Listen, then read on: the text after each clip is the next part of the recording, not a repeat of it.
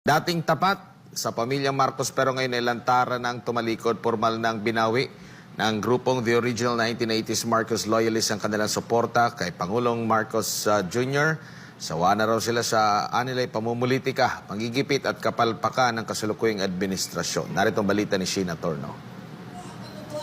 Hindi na napigilan ng The Original 1980s Marcos Loyalist ang magsalita kaugnay ng kasalukuyang sitwasyon sa bansa sa ilalim ng Administrasyong Marcos Jr. Hindi na raw kasi makatao ang gobyerno ngayon. Sobra-sobra na ang panggigipit at pamumulitika ng administrasyon, lalo na sa mga taong nagpapahayag lang ng kanilang saloobin laban sa pamahalaan. Dismayado ang grupo dahil hindi ito ang inaasahan nilang pamamahala. Malayong-malayo nga kung ikukumpara sa naging pamumuno noon ni Marcos Sr. Kami po ay mga nagbisig sa katotohanan na walang patutunguhan ng ating bansa sa isang incompetent leader. Yan po ang katotohanan kung bakit kami naririto ngayon upang ipahayag in public ang aming withdrawal of support sa Pangulong BBM ngayon.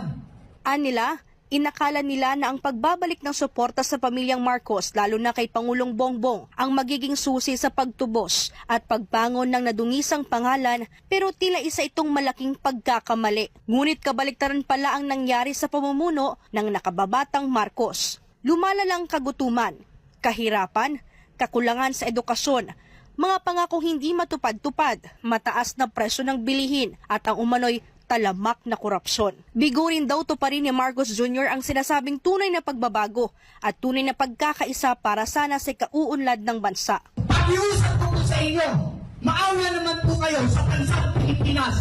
Mayaman sana tayo, subalit tayo sa pangunguragot ng iilan-ilang politiko dyan. Nagturusa ang ating bansa at pabulusok kapabak. Malaking kaibahan nga raw talaga ang pamumuno ngayon ni Marcos Jr. kung ikukumpara kay dating Pangulong Rodrigo Duterte na ngayon nasa International Criminal Court o ICC sa The Hague, Netherlands matapos ipagkanulo ng administrasyon sa banyaga. Unang-una po sa ating tinatawag na security. Ibang-iba po ng panahon ng Pangulong Duterte, makakalakad po kayo, maginhawa ang loob ninyo sa mga anak ninyo, na kahit umuwi ng gabi, alam niyo po, panatag kayo, safety ang anak ninyo. Yung infrastructure, yung pong ginagawa ng Pangulong Duterte noong kanyang panahon na yung nga pong pag-build.